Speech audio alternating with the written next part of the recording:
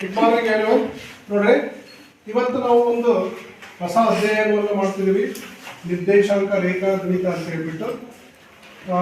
ಈ ನಿರ್ದೇಶಾಂಕ ರೇಖಾಗಣಿತಕ್ಕೆ ಸಂಬಂಧಿಸಿದಂತೆ ಸಾಕಷ್ಟು ಅಂಶಗಳನ್ನು ನಾವು ನೋಡ್ಬೋದು.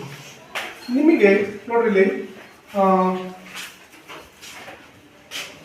ನೀವು 9ನೇ ತರಗತಿಯಲ್ಲಿ, 8ನೇ ತರಗತಿಯಲ್ಲಿ, 7ನೇ ತರಗತಿಯಲ್ಲಿ, ಹಿಂದಿನ ತರಗತಿಗಳಲ್ಲೆಲ್ಲ ನೀವು ಅಕ್ಷಾಂಶಗಳು ರೇಖಾಂಶಗಳು ಅಂತ ಕೆಲವನ್ನ ನೀವು ಕಲ್ತಿದ್ದೀರ. ಅಕ್ಷಾಂಶಗಳು ಮತ್ತು ರೇಖಾಂಶಗಳನ್ನ ಕಲ್ತಿದ್ದೀರ. ಆ ಅಕ್ಷಾಂಶಗಳು ರೇಖಾಂಶಗಳು ಏನಪ್ಪ ಅಂದ್ರೆ ಅವು ನಿಜವಾಗ್ಲೂ ಭೂಮಿಯ ಮೇಲೆ ಇದಾವ? ಏನಾಗದ್ರೆ ಅವು ಅಕ್ಷಾಂಶ ಮತ್ತು ರೇಖಾಂಶಗಳು ಏನಾಗ್ತವೆ? ಭೂಭಾರೇಖೆಗಳು ಅಂತ ಕರಿತೀವಿ ನಾವು. ಏನಂತ ಕರಿತೀವಿ? ಭೂಭಾರೇಖೆಗಳು, ಇಮ್ಯಾಜಿನರಿ ಲೈನ್ಸ್ ಅಂತ ಹೇಳ್ತೀವಿ. ಇಮ್ಯಾಜಿನರಿ ಲೈನ್ಸ್ ಅಂತ ಹೇಳ್ತೀವಿ. ಆಮೇಲೆ ಇದಕ್ಕೆ ಒಂದು ಹಾಡಿದೆ ಕನ್ನಡದಲ್ಲಿ, ತುಂಬಾ ಚೆನ್ನಾಗಿ ಹಾಡಿದೆ. ಉತ್ತರ ಧ್ರುವದಿಂದ ದಕ್ಷಿಣ ಧ್ರುವಕ್ಕೂ ಚುಂಬಕ ಗಾಳಿ ಬೀಸುತ್ತಿದೆ, ಸೂರ್ಯನ ಬಿಂಬಕ್ಕೆ ಚಂದ್ರನ ಬಿಂಬವು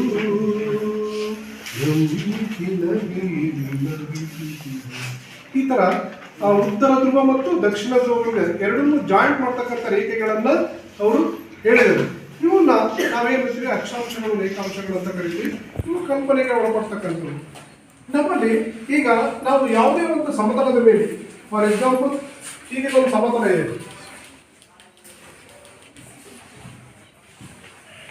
ಒಂದು ಸಮತಲ ಇದೆ. ಈ ಸಮತಲದಲ್ಲಿ ಒಂದು ಬಿಂದುವನ್ನು ಗುರುತಿಸಿದ್ದೀವಿ, ಪಾಯಿಂಟ್ ಅಂತ ತಗೊಳ್ಳೋಣ, ಪಿ ಅಂತ. ಈ ಬಿಂದು ಎಲ್ಲಿದೆ ಅಂತ ಹೇಳ್ಬೇಕಂದ್ರೆ ನಾವೇನಂತ ಹೇಳ್ತೀವಿ? ಕಾಮನ್ ಆಗಿ ಈ ಸಮತಲದ ಮೇಲ್ಭಾಗದಲ್ಲಿದೆ, ಈ ಸಮತಲಕ್ಕೆ ಸಮತಲದ ಎಡಭಾಗದಲ್ಲಿದೆ, ಮೇಲ್ಭಾಗದಿಂದ ಸ್ವಲ್ಪ ಕೆಳಭಾಗದಲ್ಲಿದೆ, ಈ ಥರ ಎಲ್ಲ ಹೇಳ್ತಾ ಹೋಗ್ತೀವಿ. ಆದರೆ ಅದು ಯಾವುದು ಕರಾರುವಕ್ಕಾಗಿರ್ತಕ್ಕಂಥ ಉತ್ತರ ಅಲ್ಲ, ಹೌದಾ? ಅದು ಯಾವುದು ಕೂಡ ಕರಾರುವಕ್ಕಾಗಿರ್ತಕ್ಕಂಥ ಉತ್ತರ ಅಲ್ಲ. ಅದ್ರ ಬದಲು ನಾವು ಏನು ಮಾಡ್ಬೋದು? ಈಗ ಯಾರು ಕೆಲವರು ಹೇಳ್ತಾರೆ, ಏನಂತ ಹೇಳ್ತಾರೆ? ಸೃಷ್ಟಿ ಹೇಳಪ್ಪ, ಎಲ್ಲಿದೆ ಅಂತ ಹೇಳ್ಬೋದು ನೀನು ಇದನ್ನ?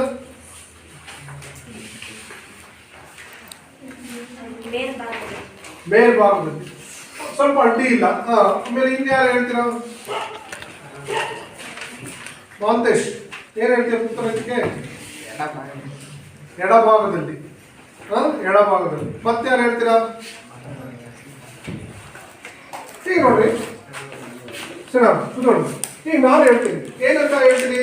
ಈಗ ಇಲ್ಲಿ ನಾವು ಇದಕ್ಕೆ ಸಮತಲಕ್ಕೆ ಎದುರಾಗಿ ನಿಂತ್ಕೊಂಡ್ರೆ ಎಡಭಾಗದಲ್ಲಿ ಅಂತಂದ್ರೆ ಎಡಭಾಗದಲ್ಲಿ ಎಷ್ಟು? ಆ ಬಿಂದು ಎಡಭಾಗದಿಂದ 3 ಮಾನಗಳಷ್ಟು ದೂರದಲ್ಲಿದೆ ಅಂತ ಹೇಳ್ತೀವಿ. ಎಡಭಾಗದಲ್ಲಿ 3 ಮಾನಗಳಷ್ಟು ದೂರದಲ್ಲಿದೆ ಅಂತ ಹೇಳ್ತೀವಿ. ಆಮೇಲೆ ಇಲ್ಲಿ ಬಲಭಾಗದಿಂದ ತಗೊಂಡ್ರೆ ಈ ಲಂಬಾರ್ಧಕವಾಗಿ ನಾವು ಹೇಳೋದಾದ್ರೆ ಇಲ್ಲಿ ಇದು 9 ಮಾನಗಳಷ್ಟು ದೂರದಲ್ಲಿದೆ ಅಂತ ಹೇಳ್ತೀವಿ, ಹೌದಾ? 3 ಮಾನಗಳು ಮತ್ತು 9 ಮಾನಗಳಷ್ಟು ದೂರ ಇದೆ ಅಂತ ಹೇಳ್ತೀವಿ.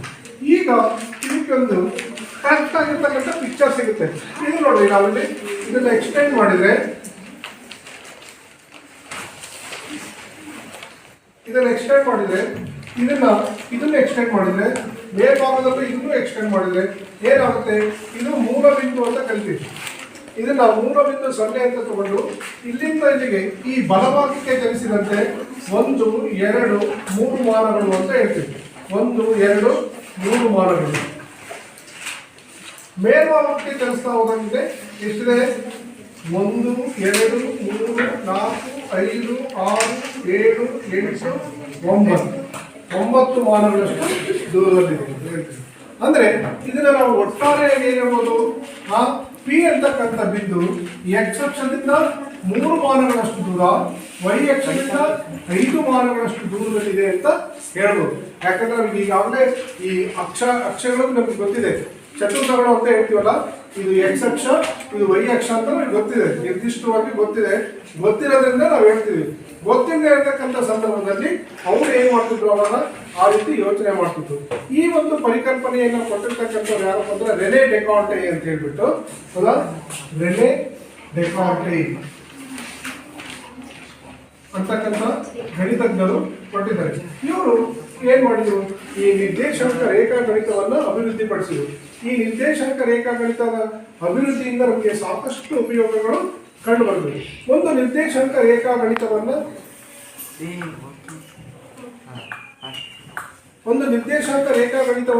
ನಾವು ಯಾವ ರೀತಿ ಅಭಿವೃದ್ಧಿಪಡಿಸಬಹುದು ಅನ್ನೋದಕ್ಕೆ ಈಗ ಒಂದು ಸ್ಪಷ್ಟ ಚಿತ್ರಣವನ್ನು ನಿಮಗೆ ನಾನು ಕೊಡ್ತೀನಿ.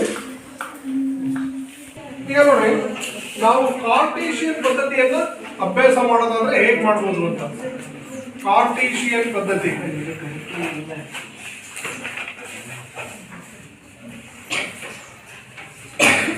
ಈ ಕಾರ್ಟೀಸಿಯನ್ ಪದ್ಧತಿ ಅನ್ನೋದು ಆ ರೆನೆ ಡೆಕಾರ್ಟ್ ಅವರ ನೆನಪಿನಗೋಸ್ಕರ ಈ ಕಾರ್ಟೀಸಿಯನ್ ಪದ್ಧತಿ ಅಂತೇಳಿ ಇಟ್ಟಿದ್ದಾರೆ. ಇದನ್ನ ನಾವು ಯಾವ ರೀತಿ ಹೇಳ್ಬೋದು ಅಂತಂದ್ರೆ, ನೋಡ್ರಿ, ನಾವು ಮೂಲತಃವಾಗಿ ಒಂದು ಸಂಖ್ಯಾ ರೇಖೆಯನ್ನು ಅಭ್ಯಾಸ ಮಾಡಿದೀವಿ. ನಾವು ಎಲ್ಲರಿಗೂ ನೆನಪಿದೆ, ಸಂಖ್ಯಾ ರೇಖೆಯನ್ನು ನಾವು ಅಭ್ಯಾಸ ಮಾಡಿದೀವಿ.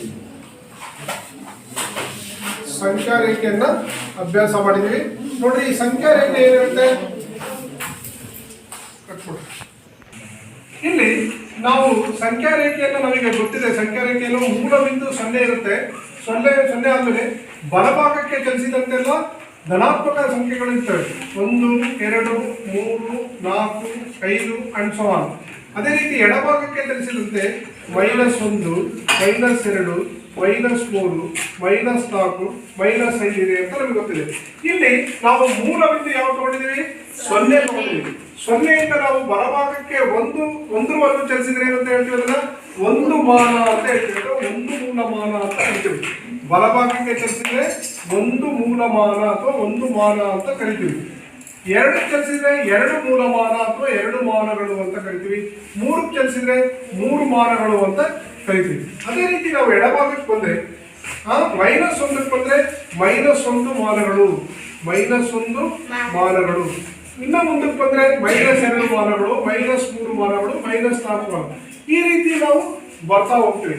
ಅಂದ್ರೆ ಬಿಂದುಗಳಿಂದ ಸಪೋಸ್ ಇಲ್ಲಿ ಯಾವುದೋ ಒಂದು ಅಕ್ಷರ ಆರ್ ಇತ್ತು ಅಂತ ಹೇಳ್ಕೊಳ್ಳಿ, ಇನ್ನೊಂದು ಅಕ್ಷರ ಎಸ್ ಇತ್ತು ಅಂತ ಹೇಳ್ಕೊಳ್ಳಿ.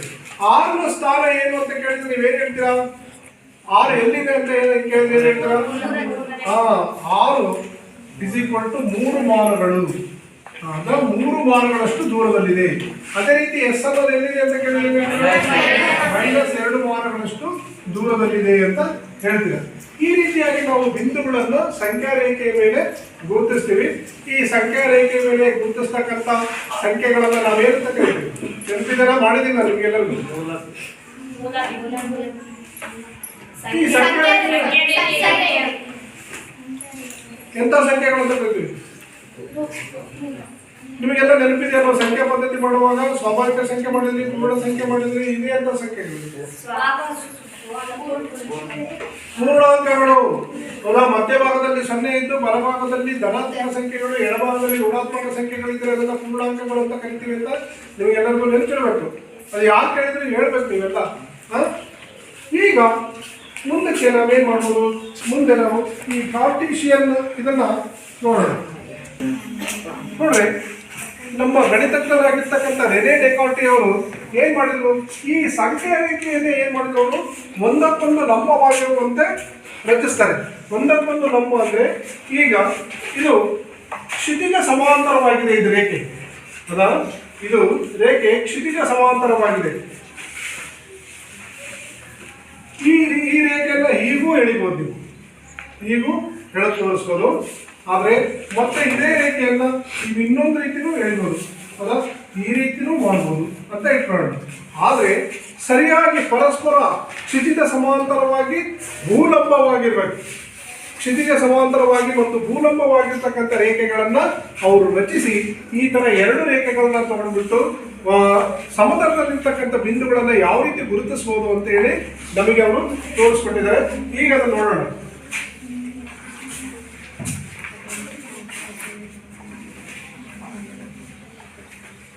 ಎರಡು ಲಂಬ ರೇಖೆಗಳನ್ನು, ಇದು ಸಮಾಂತರ ರೇಖೆ,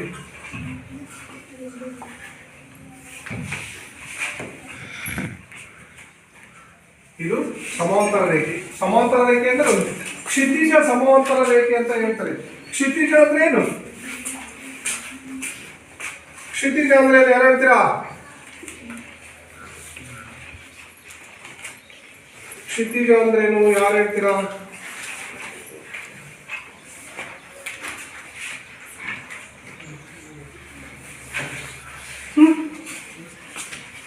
ಈಗ ಎರಡು ರೇಖೆಗಳನ್ನ ಇಲ್ಲಿ ನಾವು ರಚಿಸಿದೀವಿ. ಅದು ಯಾವ್ಯಾವ ಅಂತ ಹೇಳೋಣ. ನೀವು ಯಾರು ಹೇಳಿಲ್ಲ ಕ್ಷಿತಿಜ ಅಂದ್ರೆ ಏನು ಅಂತ. ನೋಡ್ರಿ, ಕ್ಷಿತಿಜ ಅಂದ್ರೆ ಭೂ ಸಮಾಂತರ ರೇಖೆ ಅಂತ. ಕ್ಷಿತಿಜ ಅಂದ್ರೆ ಭೂಮಿ. ಕ್ಷಿತಿಜ ಅಂದ್ರೆ ಅರ್ಥ ಏನು? ಭೂಮಿ ಅಂತ ಅರ್ಥ. ಕ್ಷಿತಿಜ ಅಂದ್ರೆ ಭೂಮಿಗೆ ಸಮಾಂತರವಾಗಿ ರೇಖೆ. ಇದು ಭೂ ಸಮಾಂತರ ರೇಖೆ. ಇದು ಭೂಲಂಬ ರೇಖೆ, ಆಪ್ಸಿಸ ಅಂತ ಕರೀತಾರೆ. ಇದು ಭೂಲಂಬ ರೇಖೆ. ಇದು ಹಾರಿಜಾಂಟಲ್ ಲೈನ್, ಇದು ಆಪ್ಸಿಸ ಲೈನ್ ಅಂತ ಹೇಳ್ತೇವೆ ಇಂಗ್ಲಿಷ್ನಲ್ಲಿ. ಇದನ್ನು ಅವ್ರು ಏನ್ ಮಾಡಿದ್ರು? ಇದನ್ನ ಅವರು ಎರಡು ಭಾಗಗಳಾಗಿ ವಿಂಗಡಿಸ್ತಾರೆ. ಒಂದು ಭೂ ಸಮಾಂತರ ರೇಖೆ, ಮೊದಲನೇದು ಭೂ ಸಮಾಂತರ ರೇಖೆ.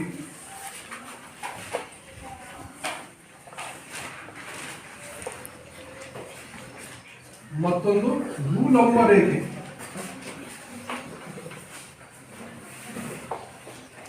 ಎರಡು ಭಾಗಗಳಾಗಿ ಮಾಡ್ಕೊಳ್ತಾರೆ. ಈ ಮಾಡ್ಕೊಳ್ಳೋದ್ರ ಮೂಲಕ ಅವರು ಬಿಂದುಗಳನ್ನು ಗುರುತಿಸೋದು ಹೇಗೆ ಅಂತೇಳಿ ಅತ್ಯಂತ ಸುಲಭವಾಗಿ ಮಾಡ್ಕೊಳ್ತಾರೆ. ನೋಡ್ರಿ, ಇಲ್ಲಿ ನಾವು ಇದನ್ನ ಒಟ್ಟು 4 ಚತುರ್ಥಕಗಳಾಗಿ ನೋಡ್ಬೋದು. ಎಷ್ಟು? 4 ಚತುರ್ಥಕಗಳನ್ನಾಗಿ ನೋಡ್ಬೋದು. ಹೇಗೆ 4 ಚತುರ್ಥಕಗಳು? ಮೊದಲನೇ ಚತುರ್ಥಕ, ಇದು ಎರಡನೇ ಚತುರ್ಥಕ, ಮೂರನೇ ಚತುರ್ಥಕ, ಇದು 4ನೇ ಚತುರ್ಥಕ.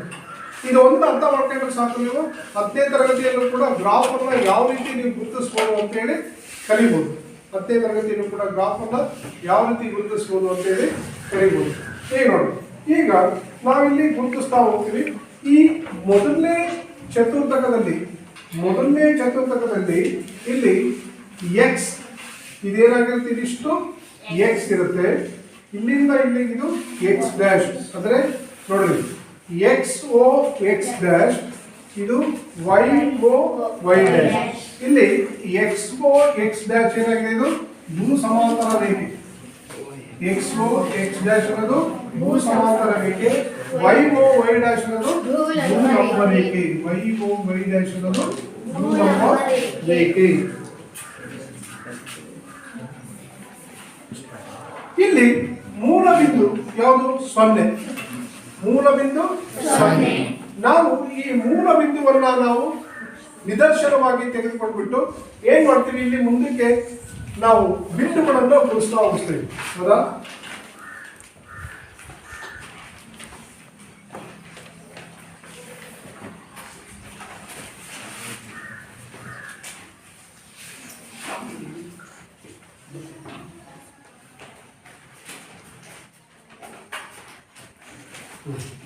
ಈ ಬಿಂದುಗಳನ್ನು ಮುಗಿಸಿದೇವಲ್ಲ, ಇಲ್ಲಿ ನೋಡ್ರಿ ಓ ಎಕ್ಸ್ ಇದಿಷ್ಟೇ ತಗೊಳ್ರಿ.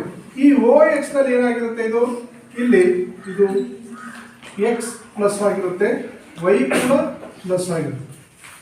ಇದಿಷ್ಟೇ ತಗೊಂಡ್ರೆ ಓ ಎಕ್ಸ್ ತಗೊಂಡ್ರೆ ಎಕ್ಸ್ ನ ಬೆಲೆಗಳು ಪ್ಲಸ್ ಆಗಿರ್ತವೆ, ವೈ ನ ಬೆಲೆಗಳು ಪ್ಲಸ್ ಆಗಿರ್ತವೆ.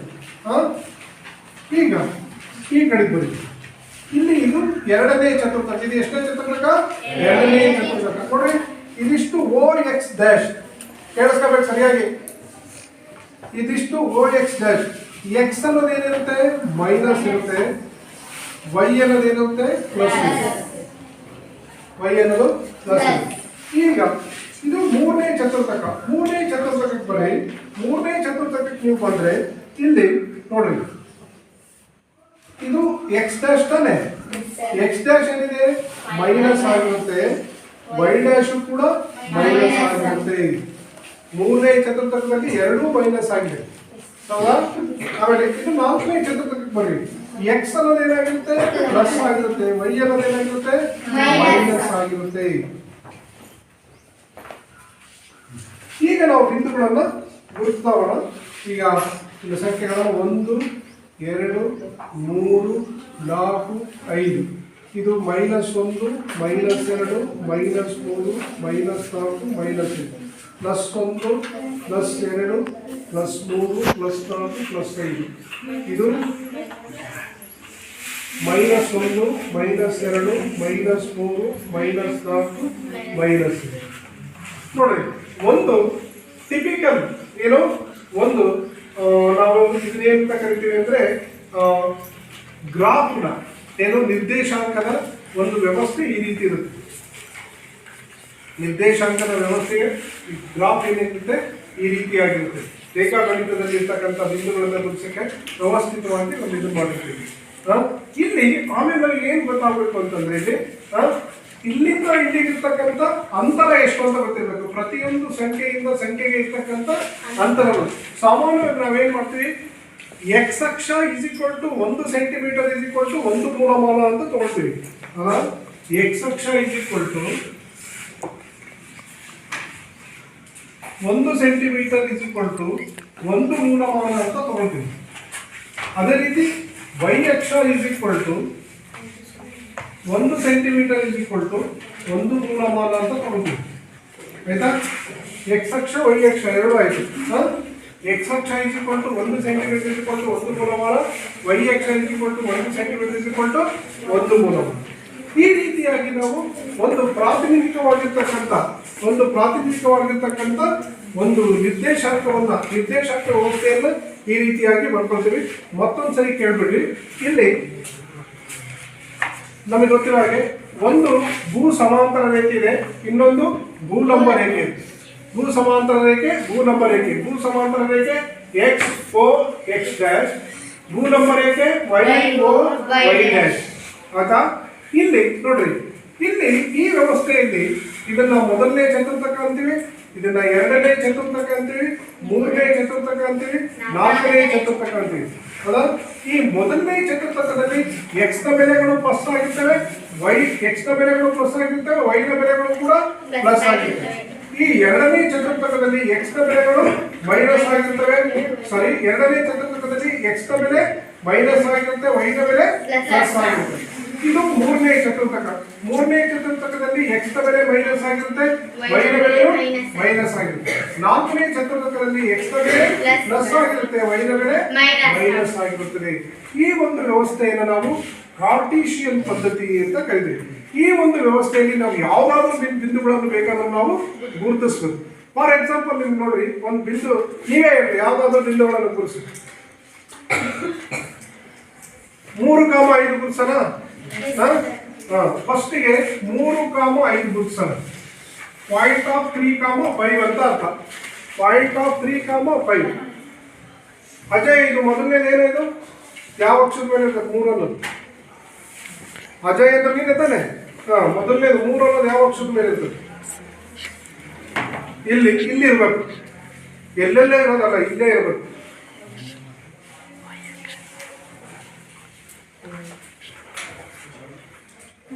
ಏನ ಕಾರ್ತಿಕ? 3 ಅನ್ನೋದು ಎಲ್ಲಿರುತ್ತೆ? ವೈ ಅನ್ನೋದಿರುತ್ತೆ. ಏನಮ್ಮ ಅವ್ನು ಹೇಳಿ ಸರಿನಾ?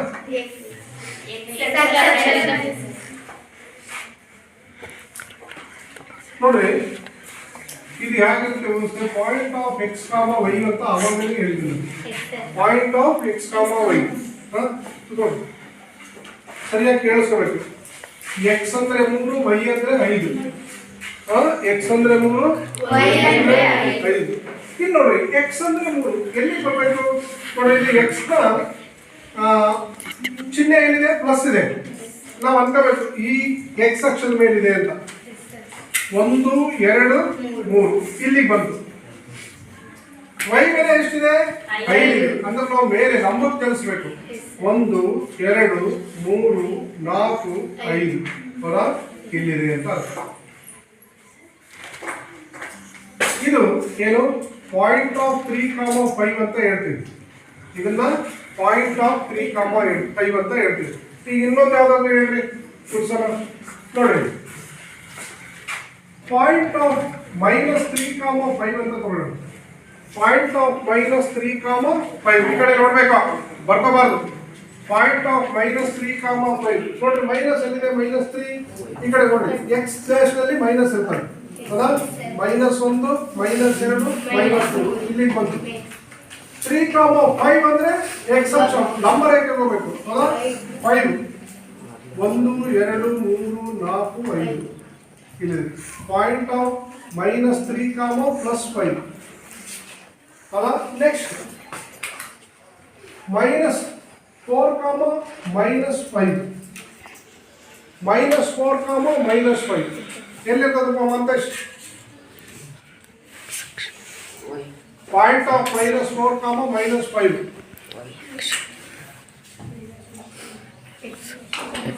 ರೂಪ ಸರಿಯಾಗಿ ಹೇಳ್ಬೇಕು. ಎಕ್ಸ್ ಅಕ್ಷ ಅಂದ್ರೆ ಇದು ಎಕ್ಸ್ ಪ್ಲಸ್ ಇರುತ್ತೆ, ವೈ ಪ್ಲಸ್ ಇರುತ್ತೆ, ಅಲ್ಲಿ ಮೈನಸ್ ಇದು ಮೈನಸ್ ಬಂತು ಅಂತ ತಕ್ಷಣ ಎಕ್ಸ್ ಡ್ಯಾಶ್, ಇದು ಮೈನಸ್ ಬಂದ ತಕ್ಷಣ ಇದು ವೈ ಡ್ಯಾಶ್. ಎಲ್ಲಿದೆ? 2 -4 ಮತ್ತು -5 ಮೂರನೇ ಚತುರ್ಥಕ ಬರ್ತದೆ. ಮೂರನೇ ಚತುರ್ಥಕ ನೀವು ಪಾಠ ಸರಿಯಾಗಿ ಕೇಳಲ್ಲ, ನಿಮ್ಮ ತಲೆಯ ಬುಡ ಓಡಾಡ್ತಿರ್ತವೆ. ಹೌದಾ? ನೀವು ಏನೇನೋ ಯೋಚನೆ ಮಾಡ್ತಿರ್ತೀರಾ. ಸರಿಯಾಗಿ ಕೇಳೋಣ.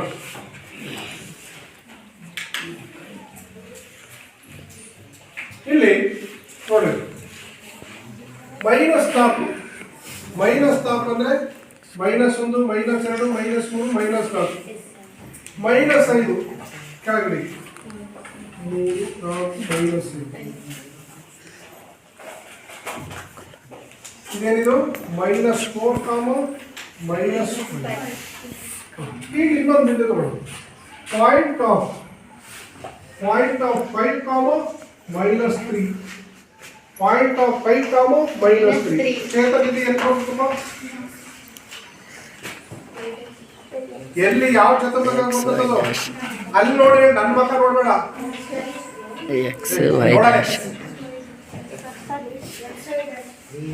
ಇದು ಎಕ್ಸ್ ಪ್ಲಸ್ ಇಲ್ಲಿರುತ್ತೆ, ವೈ ಮೈನಸ್.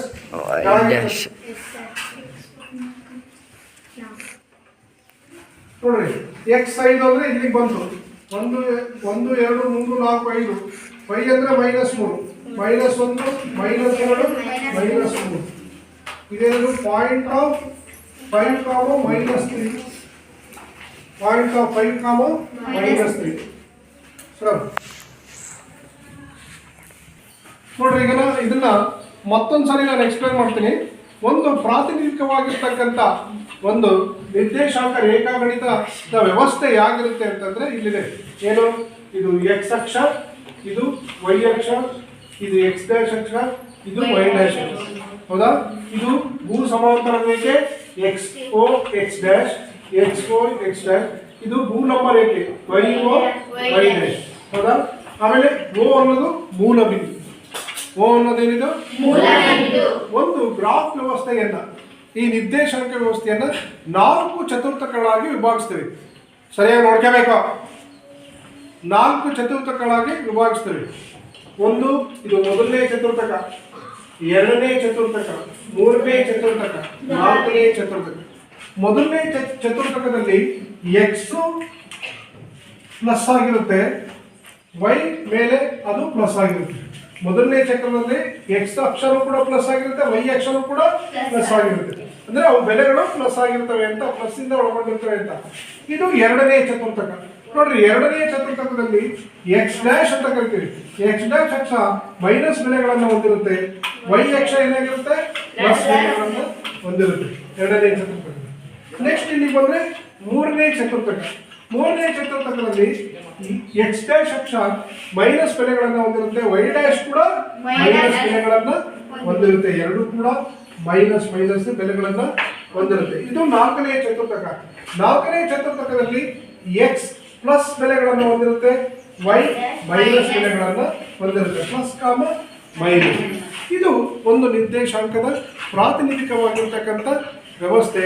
ಇದನ್ನ ಏನು ರೆನೆ ಡೆಕಾರ್ಟಿ ಅವರ ನೆನಪಾರ್ಥಕವಾಗಿ ಕಾರ್ಟೀಸಿಯನ್ ಪದ್ಧತಿ ಅಂತ ಇದನ್ನು ಕರಿತೀವಿ. ಈ ಒಂದು ವ್ಯವಸ್ಥೆಯನ್ನು ನಾವು ಉಪಯೋಗಿಸ್ಕೊಂಡ್ಬಿಟ್ಟು ನಾವು ಗ್ರಾಫನ್ನು ಎಂಥ ಗ್ರಾಫ್ಗಳನ್ನು ಕೂಡ ಬೇಕಾದರೂ ಹಾಕ್ಬೋದು. ಆಮೇಲೆ ಗ್ರಾಫ್ನಲ್ಲಿ ಇನ್ನೂ ಏನೇನು ಹಾಕ್ಬೋದು ನಾವು? ಈ ರೇಖೆಗಳು ಬರ್ತವೆ, ಕರ್ವ್ ರೇಖೆಗಳು ಬರ್ತವೆ, ಸಮಾಂತರ ರೇಖೆಗಳು ಬರ್ತವೆ, ಛೇದಿಸುವ ರೇಖೆಗಳು ಬರ್ತವೆ, ಐಕ್ಯವಾಗುವ ರೇಖೆಗಳು ಬರ್ತವೆ. ಸಾಕಷ್ಟು ರೇಖೆಗಳನ್ನು ನಾವು ಗುರುತಿಸ್ತಾ ಹೋಗ್ಬೋದು. ಇದನ್ನ ಈ ವ್ಯವಸ್ಥೆಯಲ್ಲಿ ನಾವು ಕಲಿತೀವಿ. ನೆಕ್ಸ್ಟ್ ಒಂದು ಕಾರ್ಟೇಶಿಯನ್ ಪದ್ಧತಿಯಲ್ಲಿ ಬಿಂದುಗಳನ್ನು ಯಾಕೆ ಗುರುತಿಸೋದು ಅಂತ ನೋಡೋಣ. ನೋಡ್ರಿ, ಇಲ್ಲಿ ಚಿತ್ರ 3.11ರಲ್ಲಿ ನೋಡಿ, 3.11ರಲ್ಲಿ ಇಲ್ಲಿ ಒಂದು ನಿರ್ದೇಶಾಂಕ ವ್ಯವಸ್ಥೆ ಇತ್ತು ನೋಡ್ರಿ, X O X dash, Y O Y dash, ಹೌದಾ? ಇದು ಮೂಲ ಬಿಂದು ಓ, ಇದು ಓ ಎಕ್ಸ್ ನಲ್ಲಿ ಇರ್ತಕ್ಕಂಥವರೆಲ್ಲ ಎಕ್ಸ್ ನ ಬೆಲೆಗಳು ಪ್ಲಸ್ ಆಗಿದ್ದಾವೆ, ಓ ವೈ ಅಂತಕ್ಕಂಥದ್ರೆಲ್ಲ ವೈ ನ ಬೆಲೆಗಳು ಪ್ಲಸ್ ಆಗಿದ್ದಾವೆ. ಅದೇ ರೀತಿ ಓ ಎಕ್ಸ್ ಡ್ಯಾಶ್ ನಲ್ಲಿ ಇರ್ತಕ್ಕಂಥ ಬೆಲೆಗಳು ಮೈನಸ್ ನಲ್ಲಿದ್ದಾವೆ, ಓ ವೈ ಡ್ಯಾಶ್ ನಲ್ಲಿ ಇರ್ತಕ್ಕಂಥ ಬೆಲೆಗಳು ಮೈನಸ್ ನಲ್ಲಿದೆ. ಈಗ ನಾವು ಮೊದಲನೇದಾಗಿ ಇಲ್ಲಿ ನೋಡಿ, ಈ ಚಿತ್ರ ನೋಡಿದ್ರೆ ನಿಮಗೆ ಗೊತ್ತಾಗುತ್ತೆ. ಈ ಚಿತ್ರ ಎರಡನ್ನೂ ಗಮನಿಸದಲ್ಲಿ ಇಟ್ಕೋಬೇಕು ನೀವು. ಮೊದಲನೇದಾಗಿ ಬಿ ಬಿಂದು ಇದೆ, ಬಿ ಬಿಂದುಗಿರ್ತಕ್ಕಂಥ ದೂರ ಎಕ್ಸ್ ಇಂದ ಎಷ್ಟು ದೂರ ಇದೆ, ವೈ ಇಂದ ಎಷ್ಟು ದೂರ ಇದೆ ಅಂತ ನಾವು ಹೇಳ್ಬೇಕಾಗಿದೆ. ಇಲ್ಲಿದೆ ನೋಡಿ, ಬಿ ಬಿಂದುವಿನ ಕ್ಷಿತಿಜ ಸೂಚಕ ಮತ್ತು ಲಂಬ ಸೂಚಕಗಳು ಕ್ರಮವಾಗಿ 4 ಮತ್ತು 3. ಆದುದರಿಂದ ಬಿ ಯ ನಿರ್ದೇಶಾಂಕಗಳು 4, 3. ನೋಡ್ರಿ, ಇಲ್ಲಿ ಬಿ ಬಿಂದುವಿನ ಏನಾಗಿದೆ, ಕ್ಷಿತಿಜ ಸೂಚಕ ಅಂದ್ರೆ ಭೂ ಸಮಾಂತರ ಅಂತ ಅರ್ಥ. 1, 2, 3, 4 ಮಾನ ದೂರದಲ್ಲಿದೆ. ಅದೇ ರೀತಿ ಲಂಬ ಸೂಚಕ ಎಷ್ಟಿದೆ, ಅದು ಕೂಡ 1, 2, 3 ಮಾನ ದೂರದಲ್ಲಿದೆ. ಆದ್ದರಿಂದ ಬಿ ಬಿಂದುವಿನ ನಿರ್ದೇಶಾಂಕಗಳು, ಈ ಬಿ ಬಿಂದುವಿನ ನಿರ್ದೇಶಾಂಕಗಳು ಏನಾಗಿದೆ, 4, ಎಷ್ಟಾಗಿದೆ, 3 ಆಗಿದೆ. ನೆಕ್ಸ್ಟ್ ಬಿ ಆಯ್ತಲ್ಲ, ಎಮ್ಮಿಗೆ ಬರೋಣ.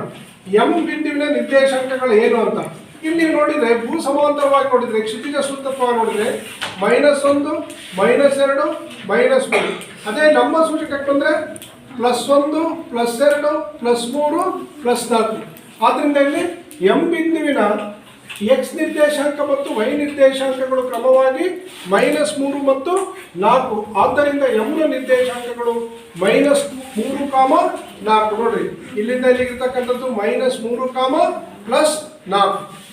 ಈಗ ನೆಕ್ಸ್ಟ್ ಎಲ್ ಬಿಂದುವಿನ ನಿರ್ದೇಶಾಂಕಗಳನ್ನು ನಾವು ನೋಡಬೇಕಾಗಿದೆ. ಎಲ್ ಬಿಂದುವಿನ ನಿರ್ದೇಶಾಂಕಗಳು ಅಂದರೆ ಇದು ಎಕ್ಸ್ ಡ್ಯಾಶ್, ಇಲ್ಲಿವರೆಗೂ ಹೋಗೋಣ. -1, -2, -3, -4, -5. ಅದೇ ರೀತಿ ವೈ ಡ್ಯಾಶಿಗೆ ಬರಬೇಕು, ಇಲ್ಲಿ ಕೆಳಗೆ ಅಂದರೆ -1, -2, -3, -4. ಅಲ್ಲಿಗೆ ಏನಾಯಿತು, ಎಲ್ ಬಿಂದುವಿನ ನಿರ್ದೇಶಾಂಕಗಳು ನೋಡಿ, ಎಲ್ ಬಿಂದುವಿನ ಎಕ್ಸ್ ನಿರ್ದೇಶಾಂಕ ಮತ್ತು ವೈ ನಿರ್ದೇಶಾಂಕಗಳು ಕ್ರಮವಾಗಿ -5 ಮತ್ತು -4. ಆದ್ದರಿಂದ ಎಲ್ಲ ನಿರ್ದೇಶಾಂಕಗಳು -5, -4 ಆಗಿವೆ. ಈಗ ನೆಕ್ಸ್ಟ್ ಕೊನೆಯದು ಎಸ್ ಬಿಂದುವಿನ ನಿರ್ದೇಶಾಂಕಗಳು. ಎಸ್ ಬಿಂದುವಿನ ನಿರ್ದೇಶಾಂಕಗಳು ಅಂದರೆ ಎಕ್ಸ್ ನಿಂದ ಎಷ್ಟು ದೂರಕ್ಕೆ ಹೋಗ್ಬೇಕು, ಇಲ್ಲಿ 3 ಮಾನ ದೂರ, ವೈ ನಿಂದ ನೋಡಿ ಎಕ್ಸ್ ಅಂದರೆ 1, 2, 3. ಎಕ್ಸ್ ನ ನಿರ್ದೇಶಾಂಕಗಳು 3, ವೈ ನ ನಿರ್ದೇಶಾಂಕಗಳು -1, -2, -3, -4. ಆದ್ದರಿಂದ ಎಸ್ ಬಿಂದುವಿನ ಎಕ್ಸ್ ನಿರ್ದೇಶಾಂಕ ಮತ್ತು ವೈ ನಿರ್ದೇಶಾಂಕಗಳು ಕ್ರಮವಾಗಿ 3 ಮತ್ತು -4. ಆದ್ದರಿಂದ ಎಸ್ ನ ನಿರ್ದೇಶಾಂಕಗಳೇನಾಗಿದೆ, 3 ಮತ್ತು -4 ಆಗಿದ್ದಾವೆ.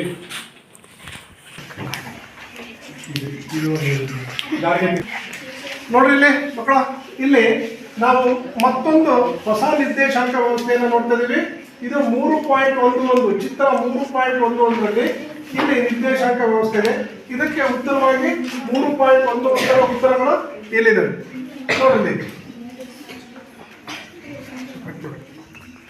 ನೋಡಲಿ ಬಿ ಬಿಂದುವಿನ ನಿರ್ದೇಶಾಂಕಗಳನ್ನು ನೋಡೋಣ. ಬಿ ಬಿಂದುವಿನ ನಿರ್ದೇಶಾಂಕಗಳಂದ್ರೆ ಓ ಎಕ್ಸ್ ಮೇಲೆ ಮತ್ತು ಓ ವೈ ಮೇಲೆ ಎರಡರ ಮೇಲೆ ಹೋಗ್ಬೇಕಾಗುತ್ತೆ. ಇಲ್ಲಿ 1, 2, 3, 4 ವೈ ಬಿಂದುಗಳು ಎಷ್ಟಿವೆ, 1, 2, 3. ಆದ್ದರಿಂದ ಬಿ ಬಿಂದುವಿನ ಕ್ಷಿತಿಜ ಸೂಚಕ ಮತ್ತು ಲಂಬ ಸೂಚಕಗಳು ಕ್ರಮವಾಗಿ 4 ಮತ್ತು 3. ಆದುದರಿಂದ ಬಿ ಯ ನಿರ್ದೇಶಾಂಕಗಳು 4, 3. ಅಂದರೆ ಇಲ್ಲಿಗೆ 4, 3 ಆಗಿರುತ್ತೆ. ನೆಕ್ಸ್ಟ್ ಎರಡನೇದು ಎಂ ಬಿಂದುವಿನ ನಿರ್ದೇಶಾಂಕಗಳು. ಎಂ ಬಿಂದುವಿನ ನಿರ್ದೇಶಾಂಕಗಳನ್ನು ಇಲ್ಲಿ ಬರಬೇಕು, ಎಕ್ಸ್ ಡ್ಯಾಶಿಗೆ -1, -2, -3. ಅದೇ ರೀತಿ ಇಲ್ಲಿ ಲಂಬ ಸೂಚಕಗಳು ಯಾವ್ಯಾವು, +1, 2, 3, 4. ಆದ್ದರಿಂದ ಎಂ ಬಿಂದುವಿನ ಎಕ್ಸ್ ನಿರ್ದೇಶಾಂಕ ಮತ್ತು ವೈ ನಿರ್ದೇಶಾಂಕಗಳು ಕ್ರಮವಾಗಿ -3 ಮತ್ತು 4. ಆದ್ದರಿಂದ ಎಂ ನ ನಿರ್ದೇಶಾಂಕಗಳು -3, 4. ನೋಡ್ರಿ, -1, -2, -3, +4. ಈಗ ನೆಕ್ಸ್ಟ್ ನಾವು ಎಲ್ ಬಿಂದುವಿನ ನಿರ್ದೇಶಾಂಕಗಳನ್ನು ನೋಡೋಣ. ನೋಡ್ರಿ, ಎಲ್ ಬಿಂದುವಿನ ನಿರ್ದೇಶಾಂಕಗಳು. ಎಲ್ ಬಿಂದುವಿನ ಎಕ್ಸ್ ನಿರ್ದೇಶಾಂಕ -1 -2 -3 -4 -5 ಇದೆ. ಎಲ್ ಬಿಂದುವಿನ ನಿರ್ದೇಶಾಂಕಗಳು -5. ಅದೇ ರೀತಿ ವೈ ಬಿಂದುವಿನ ನಿರ್ದೇಶಾಂಕಗಳು ಕೆಳಗಡೆ ಬಂದ್ರೆ -1 -2 -3 -4. ಆದ್ರಿಂದ ಎಲ್ ಬಿಂದುವಿನ ಎಕ್ಸ್ ನಿರ್ದೇಶಾಂಕ ಮತ್ತು ವೈ ಬಿಂದುವಿನ ನಿರ್ದೇಶಾಂಕಗಳು ಕ್ರಮವಾಗಿ -5 ಮತ್ತು -4. ಆದ್ದರಿಂದ ಎಲ್ಲ ನಿರ್ದೇಶಾಂಕಗಳು -5, -5, -4 ಆಗಿದ್ದಾವೆ ಅಂತ ಗೊತ್ತಾಗಿದೆ. ಇನ್ನು ಕೊನೆಯದು ಎಸ್ ಬಿಂದುವಿನ ನಿರ್ದೇಶಾಂಕಗಳು ಇಲ್ಲಿ ಎಕ್ಸಿಗೆ ಹೋಗೋಣ.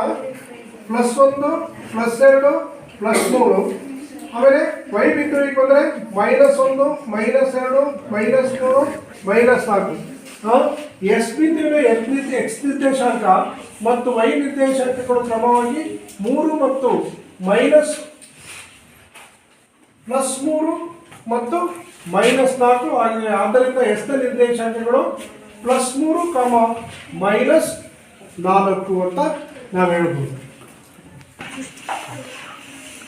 ಈಗ ನೋಡಿ ನಿರ್ದೇಶಾಂಕ ವ್ಯವಸ್ಥೆ 3.14 ಚಿತ್ರ 3.14 ನೋಡೋಣ. ಇಲ್ಲಿ ಎಷ್ಟು ಬಿಂದುಗಳಿದಾವೆ ಇಲ್ಲಿ ನೋಡ್ರಿ. ಇಲ್ಲಿ ಬಿ ಇದೆ, ಸಿ ಇದೆ, ಹೌದಾ, ಇ ಇದೆ, ಜಿ ಇದೆ, ಆಮೇಲೆ ಡಿ ಇದೆ, ಎಂ ಇದೆ, ಎಲ್ ಇದೆ, ಎಂ ಇದೆ, ಹೌದಾ. ಇಷ್ಟು ನಿರ್ದೇಶಾಂಕಗಳು ಇಲ್ಲಿದೆ. ಈಗ ಮೊದಲನೇದಾಗಿ ನಾವು ಬಿ ಎ ನಿರ್ದೇಶಾಂಕಗಳನ್ನು ನೋಡೋಣ. ನೋಡಿ ಇಲ್ಲೆಲ್ಲ ಬಿ ಎ ನಿರ್ದೇಶಾಂಕಗಳು 3.14 ಬಿ ಎ ನಿರ್ದೇಶಾಂಕಗಳು. ಬಿ ಎ ನಿರ್ದೇಶಾಂಕಗಳಿಗೆ ಬಂದರೆ ಇಲ್ಲಿ -1 -2 -3 -4 -5, +1 2. ಆದ್ದರಿಂದ ಬಿ ಎ ನಿರ್ದೇಶಾಂಕಗಳು -5, +2. ನೆಕ್ಸ್ಟ್ ಸಿ ಎ ನಿರ್ದೇಶಾಂಕಗಳು ಇಲ್ಲಿದೆ ನೋಡಿ ಕೆಳಗಡೆ ಸಿ, ಹೌದಾ, ಇದೆ ಇಲ್ಲಿ. ಈಗ 1 2 3 4 5 ಎಕ್ಸ್ ನಿರ್ದೇಶಾಂಕಗಳು 5, ವೈ ನಿರ್ದೇಶಾಂಕ -1 -2 -3 -4 -5. ಆದ್ದರಿಂದ ಸಿ ಯ ನಿರ್ದೇಶಾಂಕಗಳು +5, -5. ನೆಕ್ಸ್ಟ್ ಇ ಯ ನಿರ್ದೇಶಾಂಕಗಳು ಇ ಇಲ್ಲಿದೆ ನೋಡಿ, ಇ ಇಲ್ಲಿದೆ. ಇದರ ನಿರ್ದೇಶಾಂಕಗಳು -1 -2 -3. ಇದು ಎಕ್ಸ್ ನ ನಿರ್ದೇಶಾಂಕಗಳು. ವೈ ನ ನಿರ್ದೇಶಾಂಕಗಳು -1 -2 -3 -4 -5. ಆದ್ದರಿಂದ ಇ ಯ ನಿರ್ದೇಶಾಂಕಗಳು -3, -5. ನೆಕ್ಸ್ಟ್ ಜಿ ಯ ನಿರ್ದೇಶಾಂಕಗಳು ಇಲ್ಲಿದೆ ನೋಡ್ರಿ. ಜಿ ಯ ನಿರ್ದೇಶಾಂಕಗಳು +1 +2. ಇವು ಎಕ್ಸ್ ನ ನಿರ್ದೇಶಾಂಕಗಳು. ಇದು -1 -2 -3 -4 ವೈ ನ ನಿರ್ದೇಶಾಂಕಗಳು. ಆದ್ದರಿಂದ 2, -4 ಅಂತಕ್ಕಂಥದ್ದು ಜಿ ನ ನಿರ್ದೇಶಾಂಕಗಳು ಆಗಿದೆ. ಈಗ ಡಿ ಬಿಂದುವಿನ ನಿರ್ದೇಶಾಂಕಗಳು ಡಿ ಎಲ್ಲಿದೆ? ಇಲ್ಲಿದೆ ನೋಡ್ರಿ. ಡಿ ಬಿಂದುವಿನ ನಿರ್ದೇಶಾಂಕಗಳು x = 1 2 3 4 5 6. x 6, y ಎಷ್ಟಿದೆ? 2, ಹೌದಾ. ಕ್ಷಿತಿಜ ಸೂತ್ರಕ 6, 2 ಆಗಿದೆ. ಇಲ್ಲಿ ಇಂದ ನಿರ್ದೇಶಾಂಕಗಳು 6, 2.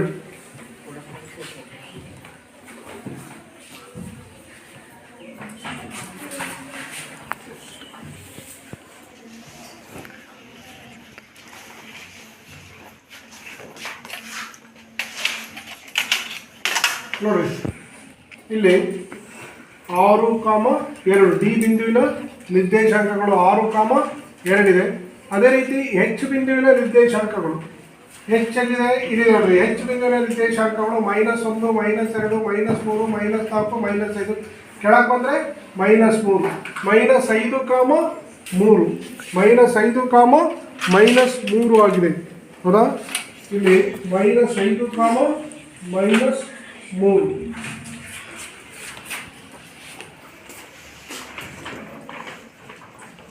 ನೋಡಿ ಹೆಚ್ಚು ಬಿಂದುವಿನ ನಿರ್ದೇಶಾಂಕಗಳು ಇಲ್ಲಿ ಹೆಚ್ಚಿದೆ, -5, -3 ಆಗಿದೆ. ನೆಕ್ಸ್ಟ್ ಎಲ್ ಬಿಂದುವಿನ ನಿರ್ದೇಶಾಂಕಗಳು ಎಲ್ಲಿದೆ ನೋಡ್ರಿ. ಇದನ್ನು ಸ್ವಲ್ಪ ಸರಿಯಾಗಿ ಗಮನಿಸಿ. ಎಲ್ ಬಿಂದುವಿನ ನಿರ್ದೇಶಾಂಕಗಳಿಲ್ಲಿದೆ.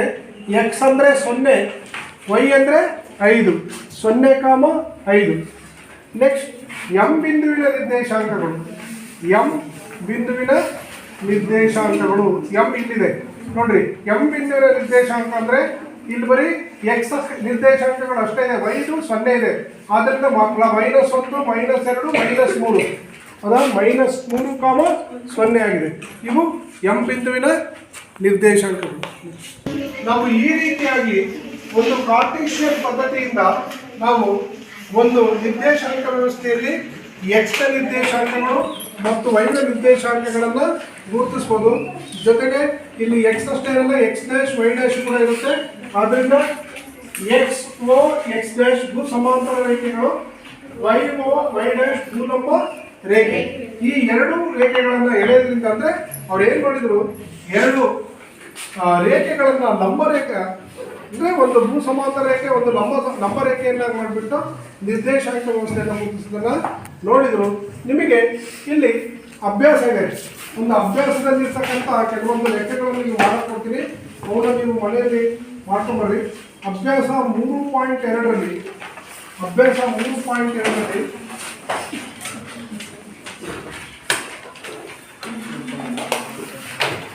ಒಂದು 2 ಮತ್ತು 3 ಬಂದರೆ 1 ಮತ್ತು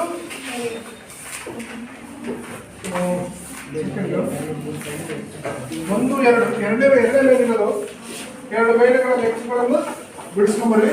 ಎಲ್ಲರೂ ಗ್ರಾಫಲ್ಲೇ ಮಾಡ್ಕೊಂಬರ್ಬೇಕು. ಗ್ರಾಫ್ ಇಲ್ಲ ಅಂತ ಅದು ಮಾಡಲಿಕ್ಕೆ ಎಲ್ಲರೂ ಗ್ರಾಫಲ್ಲೇ ಮಾಡ್ಕೊಂಬರ್ರಿ. ಇಲ್ಲಿಯವರೆಗೂ ತರಗತಿಯನ್ನು ಆಡಿಸಿದ್ದಕ್ಕಾಗಿ ನಿಮಗೆಲ್ಲರಿಗೂ ಧನ್ಯವಾದಗಳು.